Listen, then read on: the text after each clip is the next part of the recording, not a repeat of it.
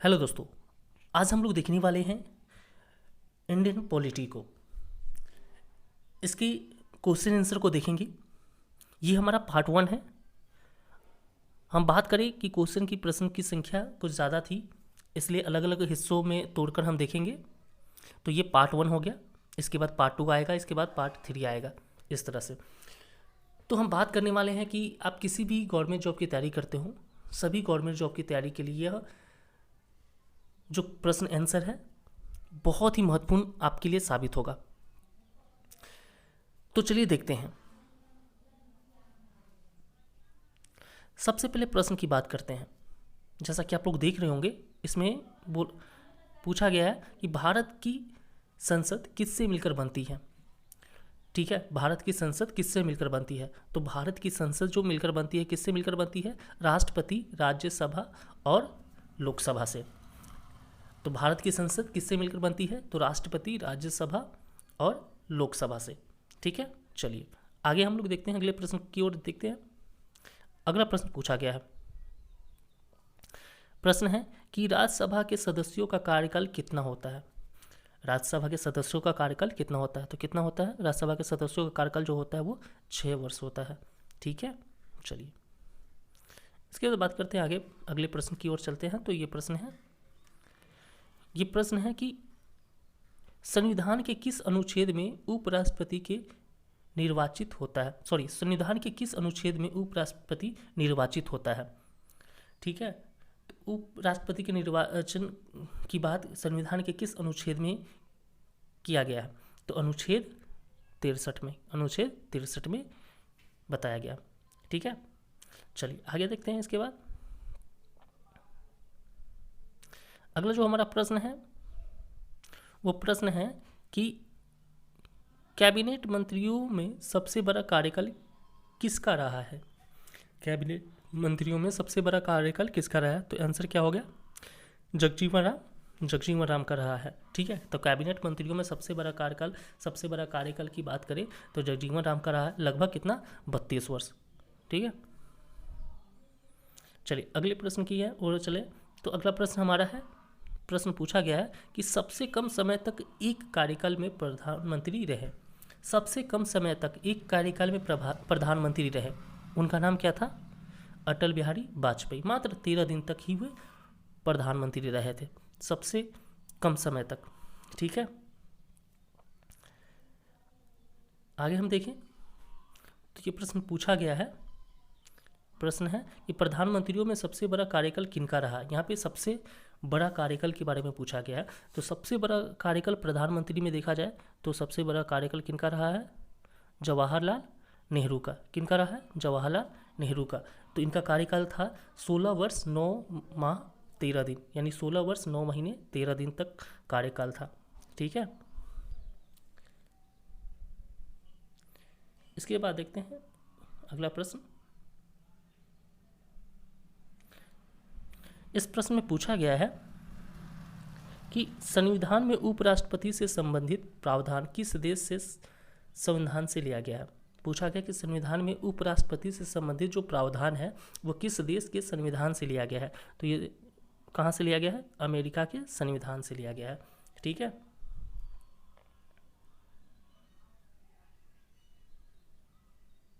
चलिए अगले प्रश्न है। इस प्रश्न में पूछा गया है कि राज्यसभा के सदस्यों की अधिकतम संख्या कितनी हो सकती है। राज्यसभा की सदस्यों की अधिकतम संख्या, सबसे ज़्यादा की बात पूछा गया, तो सबसे ज़्यादा कितना हो सकता है? तो 250। तो राज्यसभा के सदस्यों की अधिकतम संख्या कितनी हो सकती है? तो 250। ये प्रश्न है कि लोकसभा में राष्ट्रपति द्वारा कितने सदस्य मनोनीत होते हैं। लोकसभा में राष्ट्रपति के द्वारा कितने सदस्य मनोनीत होते हैं? तो कितने सदस्य मनोनीत होते हैं? तो 2। कितने सदस्य? 2 सदस्य मनोनीत होते हैं। ठीक है, चलिए इसके बाद प्रश्न है कि राज्यसभा में राष्ट्रपति द्वारा कितने सदस्य मनोनीत किए जाते हैं। पूछा गया है कि राज्यसभा में राष्ट्रपति के द्वारा कितने सदस्यों को मनोनीत किए जाते हैं।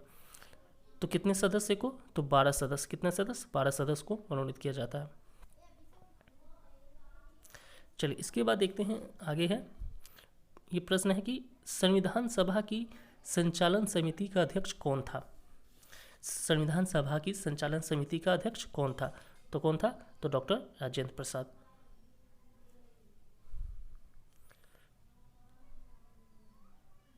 चलिए इसके बाद अगला प्रश्न है, प्रश्न में बोला गया है कि कौन सी देशी रियासत थी जिसके प्रतिनिधि संविधान सभा में सम्मानित नहीं हुए थे। कहा गया है कि कौन सी देशी रियासत थी जिसके प्रतिनिधि संविधान सभा में सम्मानित नहीं हुए थे, तो कौन सी देशी रियासत थी, तो हैदराबाद। ठीक है, चलिए अगला प्रश्न है कि सर्वप्रथम संविधान सभा की सर्वप्रथम संविधान सभा की बैठक कब हुई। ठीक है, सर्वप्रथम संविधान सभा की बैठक कब हुई। सबसे पहले संविधान सभा की बैठक जो हुई वो कब हुई, तो वो हुई 9 दिसंबर 1946 को।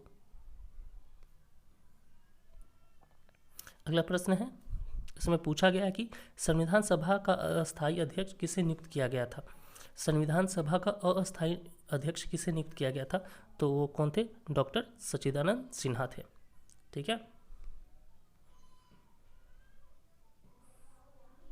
अब अगला प्रश्न है कि प्रारूप समिति का अध्यक्ष किसे बनाया गया था। ठीक है, प्रारूप समिति का अध्यक्ष किसे बनाया गया था, तो प्रारूप समिति के अध्यक्ष कौन थे, तो डॉक्टर भीमराव अंबेडकर थे।